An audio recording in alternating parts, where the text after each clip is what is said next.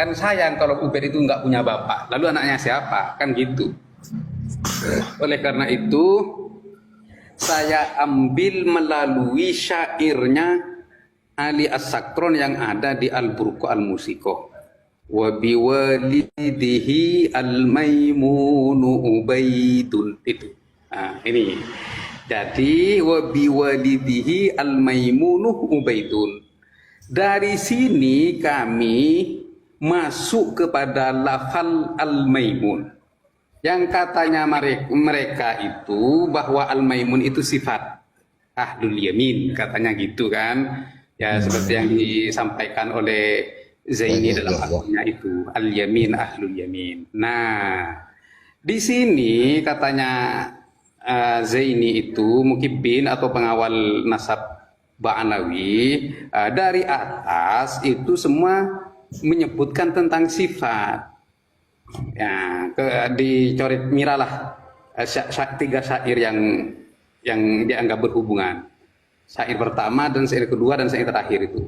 Nah, syair kedua bunyinya begini: wa biwalidihi al-alawiyyu alawiyun.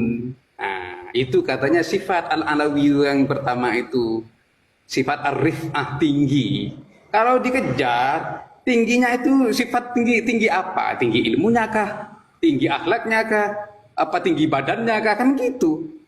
Kalau tinggi semuanya kan berarti kan maha tinggi. Kalau maha tinggi itu ya Allah kan gini. Saya mondok itu lebih dari 15 tahun di Indonesia. Itu saya sama sekali tidak pernah belajar mantik. Kecuali saya di Mekah. Terus waqala qaumun yang bagi ayu lama. Nah, siapa yang menganjurkan belajar ilmu mantik itu adalah Imam Ghazali. Bahkan Imam Ghazali berkata, "Man lam ya'rifhu la thiqata fi ilmi," katanya Imam Ghazali. Barang siapa yang tidak tahu ilmu mantik, maka kredibilitas keilmuannya itu diragukan. Ini katanya Imam Ghazali.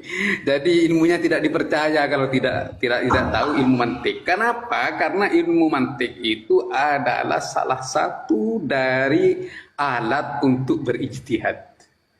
Salah satu dari alat untuk istinbat dalil. Nah, begitu teman-teman. Oleh karena itu kemarin ya ada akun namanya Zaini itu, mohon maaf kalau ada Muhibbin di sini ya, takut ada Muhibbin. Saya Muhibbin. Oh iya, mohon maaf. Jadi saya dengan Gus Hasan ini melakukan kajian atau tesis. Siapa sebenarnya itu bapaknya Ubed? Kalau memang Ubed itu dibantah nasabnya yang nyambung, yang mencangkok Ahmad bin Isa, maka Ubed itu siapa bapaknya? Tesis ini alhamdulillah hampir selesai. Kan sayang kalau Ubed itu nggak punya bapak, lalu anaknya siapa? Kan gitu. Oleh karena itu, saya ambil melalui syairnya Ali As-Sakron yang ada di Al-Burqa Al-Musikoh. Wa biwalidihi al-maimunu ubaidun. Itu. Ini. Jadi wa biwalidihi al-maimunu ubaidun. Dari sini kami masuk kepada lafal al-maimun. Yang katanya mereka itu bahwa al-maimun itu sifat ahlul yamin, katanya gitu kan. Ya seperti yang disampaikan oleh Zaini dalam akunnya itu, al-yamin ahlul yamin. Nah, di sini katanya Zaini itu Mukibbin atau pengawal nasab Ba'alawi, dari atas itu semua menyebutkan tentang sifat. Ya, dicoret miralah tiga syair yang dianggap berhubungan. Syair pertama dan syair kedua dan syair terakhir itu. Nah, syair kedua bunyinya begini: wa biwalidihi al-alawiyyu alawiyun. Nah, itu katanya sifat al-alawiyyu yang pertama itu sifat ar-rif'ah tinggi. Kalau dikejar, tingginya itu sifat tinggi apa? Tinggi ilmunya kah? Tinggi akhlaknya kah? Apa tinggi badannya kah? Kan gitu. Kalau tinggi semuanya kan berarti kan maha tinggi. Kalau maha tinggi itu ya Allah kan gini. Nah, seperti itu kalau dikejar, tapi saya nggak ngejar karena apa? Percuma. Nah, terus kemudian bait sa'id yang pertama di halaman itu adalah wa bi walidihi as-sufiyyu aliyun. Nah, oleh karena itu sama dia as-sufiyyu itu juga disebut sifat yang sufi katanya. Dan dia juga menjelaskan kalau Maimun itu alam tidak ada alnya. Nah, karena Maimun itu sifat ada alnya. Siapa bilang alam itu tidak bisa ada alnya? Nah, saya kasih contoh dalam bantahan saya. Bagaimana dengan Al-Hasani? Hasan itu alam. Tapi karena menjadi nisbat nasab maka dikasih al. Oke, katanya dia itu pengecualian. Nah, dalam hal tertentu. Baik, kalau Al-Hasani itu adalah pengecualian, bagaimana dengan Al-Idrisi? Al-Idrisi itu awalnya alam. Idris. Dari Sayyidina Idris atau Imam Idris. Yang kemudian menjadi nisbat nasabnya semua keturunannya itu, maka disebut Al-Idrisi.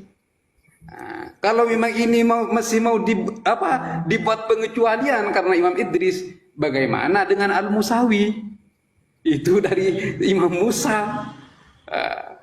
Jadi Imam Musa kemudian karena dinisbatkan oleh anak cucunya itu maka disebut Al-Musawi. Jadi dari alam menjadi nisbat nasab.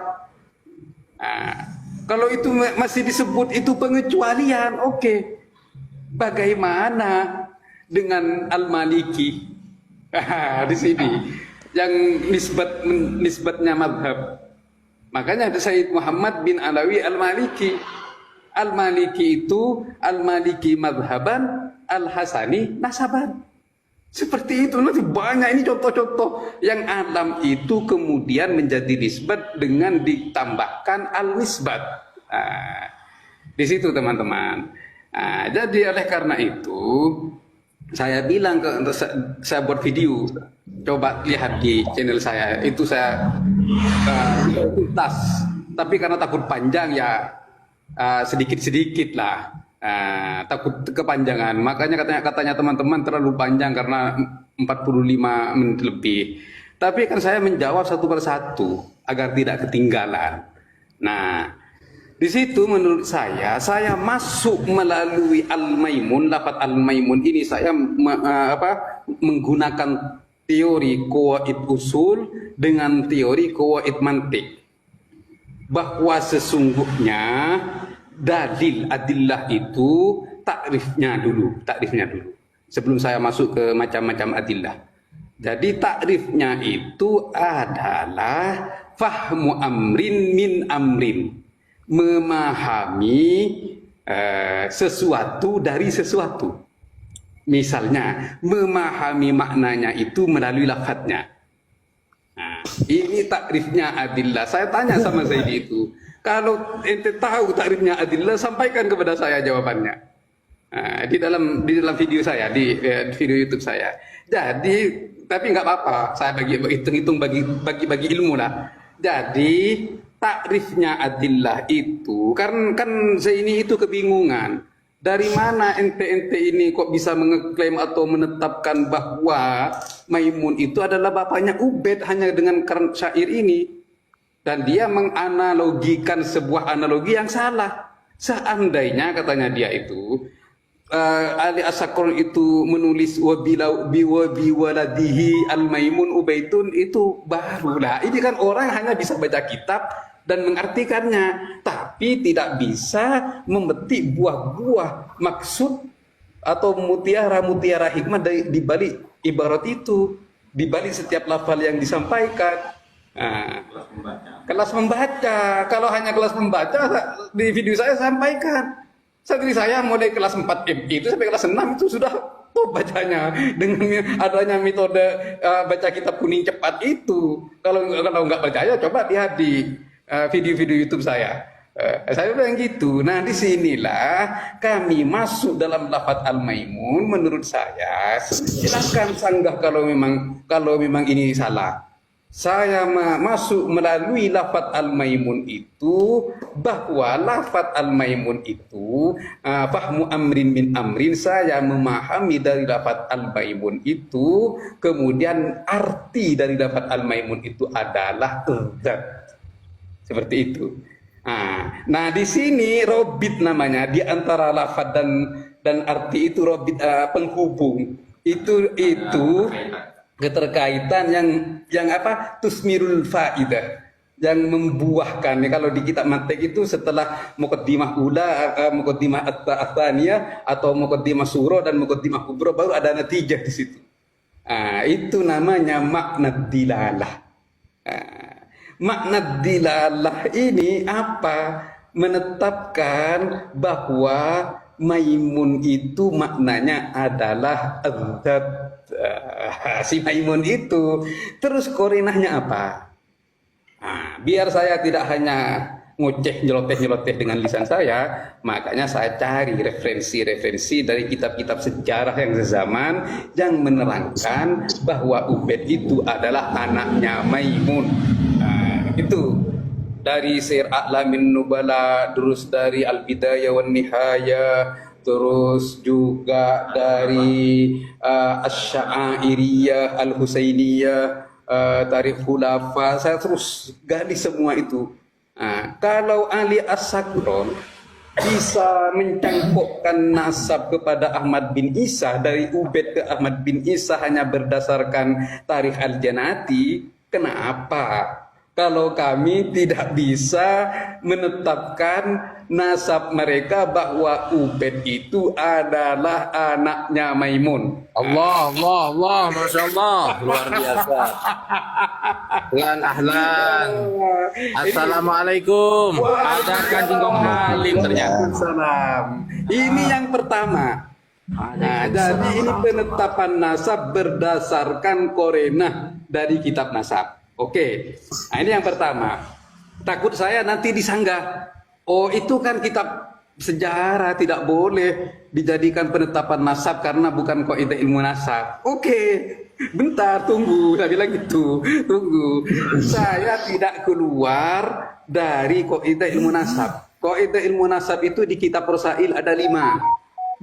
Yang satu asyuhra wal istifadah atau ruk'ah lah, catatan kitab zaman seperti yang dituntut oleh Kiaimat. Terus yang kedua syuhra wal istifadah. Terus yang ketiga ikrarul qabilah terhadap seorang atau kelompok. Ini yang ketiga. Nah, yang keempat apa? Yang keempat adalah al-qiyafah. Al-qiyafah ini apa? Al-qiyafah ini kesamaan. Maka di sana dibagi al-qiyafah ini menjadi 2. Qiyafah basyariyah, qiyafah athariyah. Qiyafah basyariyah itu adalah kesamaan fisik. Kemudian qiyafah athariyah ini adalah kesamaan karakter, sifat dan wataknya, kekejamannya, kejahatannya, kesombongannya. Itu sama kan, saya bilang gitu, sama. Terus kalau memang itu kan pendapat Anda misalnya, enggak, pendapat ulama terdahulu ketika ribut-ribut menghadapi Maimun itu, Maimun ini sebenarnya siapa? Ada yang bilang Maimun itu Al-Majusi, dari keturunan orang Majus. Ada yang bilang Maimun itu Al-Yahudi, dari keturunan Yahudi. Terus para ulama terdahulu itu menetapkannya, kan tidak ada yang tahu Maimun itu lahir di mana. Bahkan bapaknya Maimun itu ulama berpendapat ada 5 loh. Bapaknya Maimun. Iya. Saking kontroversinya Maimun ini, saking sulitnya Maimun ini untuk dihadapi. Jadi bapaknya ada 5. Ada yang bilang Dison, ada yang bilang Dindan, pokoknya ada 5. Nah, nanti saya dalam kajian saya akan satu di semuanya itu. Nah, berarti anak Jajan itu. Loh, kok lari itu? Adam, mau kemana ente? Belum selesai. Dia di room sebelah, Ustaz. Dia bilang kalau menghadapi mukimat atau orang-orang yang membegal nasab Ba'alawi, tak perlu pakai kitab, cukup pakai cangkem bosok. Begitu. Saya ini pengen ngadepin ini orang ini tadi. Kok? Ayo naik. Oke, saya lanjutin ya. Oke, ya saya lanjutin ya. Saya lanjutin. Lanjut, Kiai. Akhirnya yang dipilih kaul paling kuat itu adalah Maimun itu bin Dison al-Yahudi. Ini yang paling kuat. Terus sama Zaini itu bilang, loh, kan Maimun itu maula Ja'far as-Shadiq. Maula Zainal Abidin. Zainal Abidin itu hidup di abad pertama. Oke, ya saya jelaskan. Maimun itu usianya ada yang bilang 100 tahun, ada yang bilang lebih, bahkan ada yang bilang 140 tahun, 45 tahun. Ini Maimun ini. Jadi sepanjang sekali. Makanya Maimun itu dijuluki pendamping ketiga imam. Mulai Ali Zainal Abidin, terus putranya Ja'far Shadiq, terus cucunya Ismail, itu Maimun. Jadi astagfirullahaladzim, bukan Ismail, sorry. Al-Bakir ya. Jadi dijuluki pendamping tiga imam. Bahkan tiga imam itu menyerahkan semua urusannya, baik belanja dan lain sebagainya itu diserahkan sama Al-Maimun. Al-Maimun itu masuk Islam untuk menghancurkan Islam. Kenapa Al-Maimun itu harus memilih Ahlul Bait? Kenapa harus memilih menjadi pembantunya Ali Zainal Abidin? Kenapa? Tujuannya itu karena Ahlul Bait waktu itu tersakiti. Setelah Sayyidina Husain dibunuh dan putra-putranya ini dikucilkan. Nah, di sini Al-Maimun ini punya celah. Bagaimana menghancurkan Islam? Ya harus membakar semangat pemberontakan Ali Zainal Abidin agar memberontak kepada khilafah waktu itu. Sorry, bukan khilafah, kesultanan. Karena Sayyidina Mu'awiyah sudah merubah khilafah itu kepada kesultanan. Sehingga teman-teman, Maimun ini berhasil mengadu domba Imam Musa radhiyallahu an dengan Harun ar-Rasyid. Setelah Harun ar-Rasyid haji ke Mekah, maka Maimun ini menguker. Jadi kemarahan Imam Musa itu diuker, Ahlul Bait ini diuker. Akhirnya Imam Musa bilang kepada Harun ar-Rasyid, bainana khilafain. Di antara kita ini ada dua presiden atau ada dua khalifah. Siapa yang pertama? Yang pertama Anda dan yang kedua saya. Ini kan ini diuker, bukan kemauan beliau. Hasawakallah. Itu Ahlul Bait, nggak pernah haus kekuasaan. Karena diukerlah oleh Maimun, akhirnya Imam Musa itu dipenjara. Kemudian Maimun ini menguker lagi salah satu Ahlul Bait itu. Kemudian Maimun itu dipenjara juga. Setelah dipenjara, terus Al-Maimun itu dipenjara ketemu dengan Hamdan Al-Qoromitoh atau Al-Qormitoh gitu. Nah, ini ketemu dengan sama-sama Yahudinya, ketemulah akhirnya untuk diskusi dan melancarkan niatnya setelah keluar dari penjara. Setelah keluar dari penjara, dibantu oleh Hamdan Al-Qormitoh itu, maka Maimun mendirikan dinasti Ismailiyah pertama. Setelah mendirikan dinasti Ismailiyah, Maimun ini meninggal. Kemudian diteruskanlah oleh Ubaid. Diteruskan oleh Ubaid. Yang pertamanya itu Maimun itu, yang kembali lagi ke depan. Maimun itu mengaku duriyahnya Akil. Siapa Akil itu? Akil itu kakaknya Sayyidina Ali. Jadi Akil itu putranya Abi Tholib. Yang Akil itu mempunyai putra yang bernama Muslim. Namanya Muslim bin Akil, yang diutus oleh Sayyidina Husain berangkat ke Kufah untuk memenuhi panggilan orang Kufah yang mengirim surat sampai 500 surat kepada Sayyidina Husain. Akhirnya Sayyidina Husain mengutus sepupunya itu Muslim, namanya Muslim bin Akil. Lah, Maimun itu mengaku duriyah Akil gitu.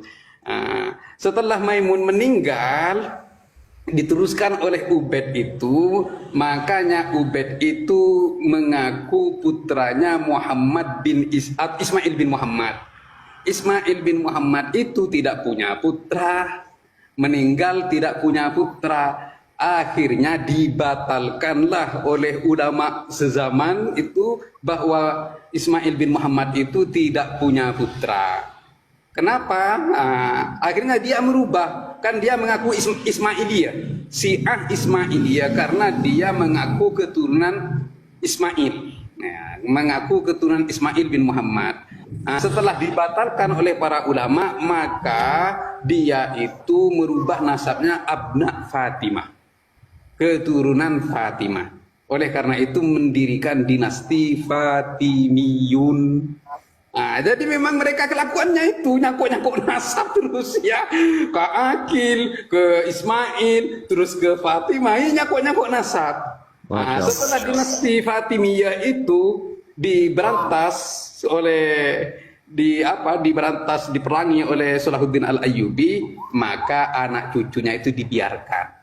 Bahkan sama Salahuddin Al-Ayyubi itu dibantu anak cucunya yang Ubaidnya itu di penjara, terus anak cucunya itu dibantu oleh Salahuddin Al-Ayyubi, dan kekhalifaannya itu dihancurkan karena tidak boleh ada dua pemimpin di bawah kepemimpinan Abbasiyah waktu itu, teman-teman, begitu. Dari sinilah kami juga menggali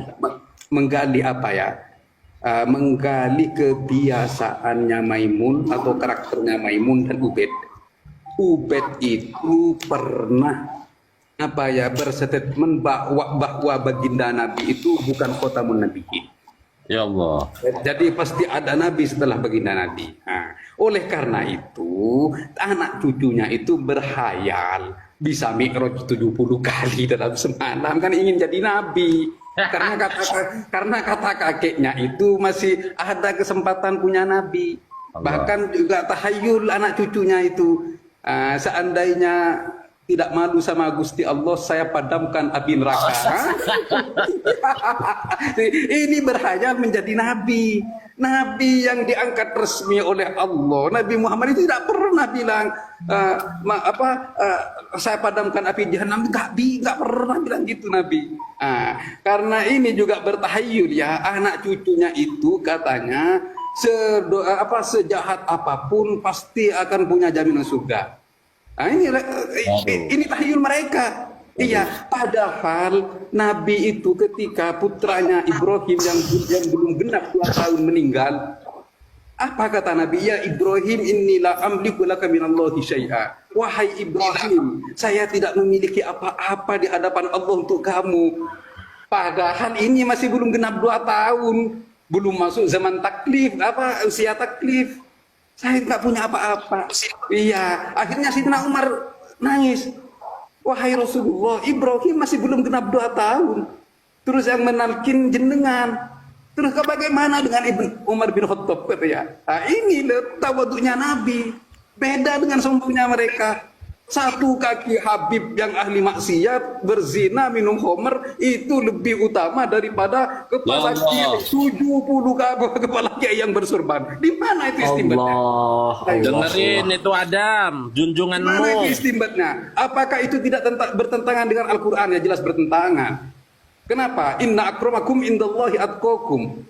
Inna akramakum indallahi atqakum. Jadi yang paling mulia di sisi Allah itu adalah orang yang bertakwa. Terus kalau kita tidak tahu siapa yang bertakwa dan siapa yang tidak, dijelaskan oleh Allah Subhanahu wa taala biar jelas. Innama yakhshallaha min ibadihil ulama.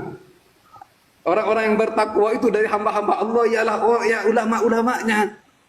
Ini ulama-ulamanya itu dibandingkan dengan kaki mereka yang ahli zina dan minum khamr, ini masih utama dan masih afdol kaki mereka. Ini mana istimbatnya? Jelas melenceng dari agama, itu. Nah, turun lagi orang ini. Ada yang ngerti enggak ini? Ini narasinya begitu luar biasa. Tolong jangan sampai lepas ini beliau ini. Iya. Lari dia. Kemudian ya, yang kami kutip, yang kami nukil dari ulama-ulama sejarah zaman dahulu di kitab Al-Bidayah wan Nihayah, ini kitab halamannya saya lupa, yang penting di kitab Al-Bidayah wan Nihayah, bahwa katanya dari karakternya Maimun itu yang Yahudi itu, dari karakternya Maimun yang Yahudi itu, yubihul munkarot. Maimun itu memperbolehkan pekerjaan-pekerjaan mungkar, pekerjaan-pekerjaan buruk. Seperti Maimun itu menghalalkan bermaksiat, ini pekerjaan buruk. Nah, anak cucunya sekarang memperbolehkan meremas-remas susu. Oh, baso. Kobaso, kobado. Mirip ya Ustaz ya? Sangat mirip. Iya, makanya ini kiafa. Yang betul ini. Iya, Betul-betul katanya si menurun Gopur ya. ya. Kalau ada dalam kitabnya Ba'anawi yang bilang meremas-remas susu itu saya kasih uang 500 juta. Nah, katanya si Gopur. Itu bukan meremas-remas tapi mengunyel-ngunyel dengan ujung jari. Direkam teman-teman, direkam. Terus bedanya meremas-remas dengan ujung jari dan ini apa bedanya? Beda tipis. Kalau digini mungkin agak sakit, kalau digini ya geli-geli. Kok masih percaya mereka itu ya Ustaz ya? Allah kemudian menjadi Ubaidillah sama. Inilah baru lah, saya temukan. Nah, masih mau mengelak, gimana caranya mengelak? Ya Allah. Iya, punya dua nama, Ubaidillah dan Abdullah. Punya nama juga ditambah 3. Hanya mengelak kabur ya. Ah? Gimana? Udah Caranya mengelak langsung kabur. Ini lo tajam loh. Alam gitu. Makanya Ubaid itu disebut Al-Ubaidiyah. Ditambah ini menjadi 3 nama persis. Ubaid, Ubaidillah, terus Abdullah. Sama persis ini. Terus kemudian dinasti Fatimiyah itu disebut di awal di pertengahan abad kedua. Terus ada yang menyebut di awal abad ketiga. Ada yang menyebut di akhir abad ketiga. Kalau di akhir abad ketiga 200 pertengahan abad ketiga 275. Ini sudah abad ketiga. Maka matinya Ubaid itu di 375. Ini sama tuh. Tapi versi mereka. Terus katanya muarrikh, tidak ada yang tahu tanggal matinya Ubaid. Itu sepakat. Matinya Ubaid tanggalnya itu tidak ada yang tahu. Makanya tidak ada yang menulis. Tapi internal mereka menulis matinya Ubaid itu 375. Ya versi mereka lah. Iya. Kalau muarrikh coba lihat di Sir A'lamin Nubala. Matinya Ubaid itu tahun berapa? Tidak ada. Di Bidayah wan Nihayah tidak ada. Di Al-Hawi Ibnu Athir juga tidak ada. Dan di lainnya juga tidak ada. Tidak ada yang tahu tahun berapa matinya Ubaid. Kemudian mereka mengeklaim matinya Ubaid itu di 375. Kenapa kok dimundurkan sama mereka? Karena ingin mencangkok bahwa mereka itu adalah Ubaid itu adalah putranya Ahmad. Biar masuk akal. Itu dimundurkan. Itu dimundurkan oleh mereka. Itu fix. Ya saya yakin dan aku yakin. Ini dimundurkan oleh mereka. Begitu teman-teman ya. Jadi ini sekarang tesis ini semoga cepat selesai dan biar nggak kabur lah mereka. Sayang sekali kalau Ubaid itu dibilang tokoh fiktif, sayang sekali. Iya. Jadi kalau Ubaid itu tokoh fiktif ya nggak ada yang tahu siapa Ubaid kan gitu. Oleh karena itu harus kita kejar siapa itu Ubaid. Oh ternyata anaknya Maimun ya. Makanya Ali Asakron tidak mau menghilangkan Al-Maimun ya Ustaz ya. Oh iya, karena itu kebanggaannya. Karakter mereka itu apapun bapaknya dan siapapun bapaknya tidak boleh hilang dari mereka. Tercontoh Al-Habib. Kemarin kan Kang Bani atau siapa yang nanya, Ahmad Al Habib atau Bang Faku, itu namanya Muhammad Al Habib yang memberi bisyarah kepada Ubaid bahwa Ubaid itu Mahdi Al Muntazor. Wah, gimana? Iya, Luar binasa. Ubaid itu adalah Mahdi Al Muntazor, tapi ternyata bohong kan? Mahdi kan tidak mati.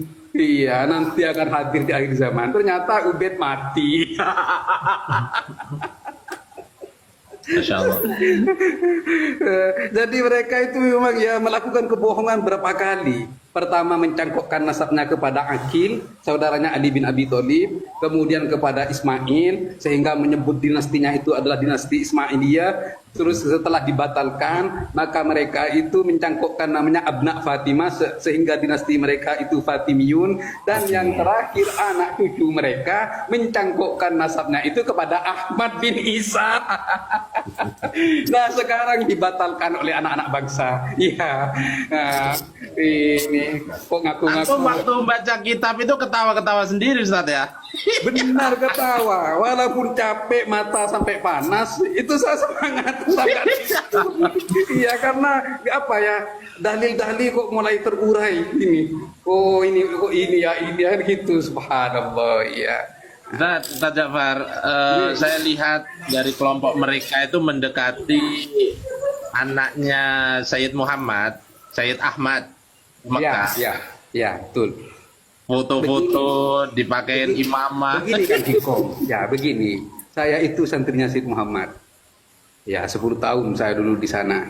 Masya Allah. Bahkan Sayyid Muhammad itu dulu sayang sama saya. Alhamdulillah. Kemarin waktu haji ya, saya daftar ingin suar kepada Sayyid Ahmad. Karena di sana ketua pengurusnya itu adalah Ba'alawi semua. Ketua pengurusnya itu Al-Idrus, As-Segaf, Al-Haddad, Idris, anak itu. Makanya bilang sama saya, ya insya Allah saya usahakan, saya daftarkan dulu katanya. Oke, saya tunggu jawabannya. Nah, 2 hari, 3 hari, sampai saya pulang nggak ada jawaban. Si Wafi datang umroh langsung masuk ke Sayyid Muhammad.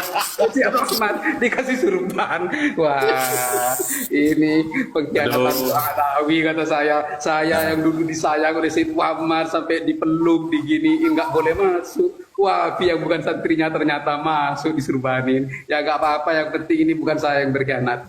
Bukan saya yang tidak menghormati guru saya ketika saya datang ke Mekah. Akan tetapi orang-orang yang di sekelilingnya itu yang berkhianat, dia tidak menyampaikan kepada guru saya gitu. Ustaz, ini saya dapat kabar dari Pasuruan bahwasanya dulu pernah terjadi diskusi tentang masalah nasab sebelum rame ini.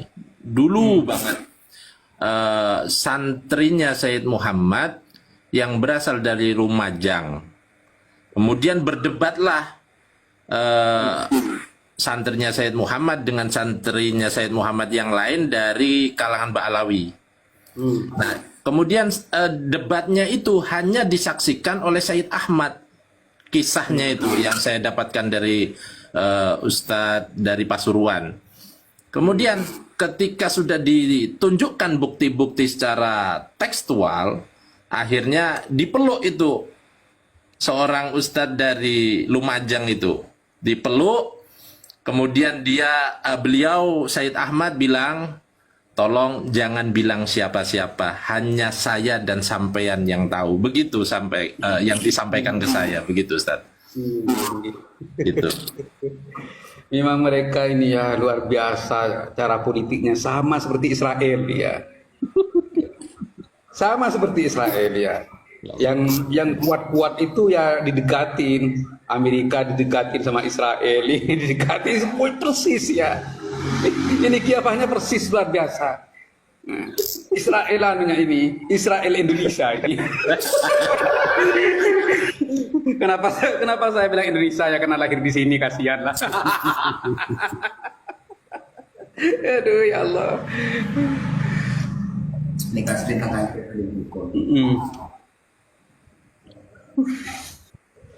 Nanti itu kalau kitabnya terbit tesis Ubaid anaknya Maimun, itu judulnya tak segitu. Ubaid anaknya Maimun bukan anaknya Ahmad bin Isa, tak gitu kan, nanti kan menarik. Oh, berarti Ubed tanya Maimun ya, bukan tanya Ahmad bin Isa, tak gituan judulnya nanti. Jenengan sedang ditertawakan oleh Rumel dan Zaini, Ustaz. Betul, betul. Oke. Nah, kan dibantah oleh ini kemarin. Hanya apa komal-komal katanya seandainya Kiai Imad itu tahu pasti Kiai Imad itu yakin, hakul yakin katanya sini kan gitu. Kiai Imad itu tidak setuju katanya. Saya bilang di video saya yang di YouTube tadi itu, Kiai Imad itu pelaku tesis kajian, bukan budaknya sama, bukan budaknya pendengaran seperti ente. Saya bilang. Kalau Mukibin itu kan cuma budaknya pendengaran. Oh, ini Kiai Sepuh dulu bilang seperti ini ya kita ikut. Oh, itu dulu Kiai Sepuh mengakui ya kita ikut, ngakui juga. Kan ini kan budak berarti. Budaknya sama, budaknya pendengaran. Saya analogikan dengan terong. Kalau Anda tahu terong itu warnanya hijau, kemudian ada orang yang bilang kalau terong itu warnanya ungu, oh ente salah, sesat, karena yang tahunya kayak cuma hijau kan gitu, nggak belajar warnanya terong itu ada berapa. Ustaz Ja'far sudah kenal sama santri bersarung ini ya? Kenal di Komal ya, belum pernah bertemu tapi. Ini orang pinter juga ini, tapi apa sembunyi di Kalimantan. Tikong Halim ada di mana sekarang? Halim di Tikong. Itu sama itu, keponakan kita juga itu. Cuman nggak pernah pakai sempak masalahnya.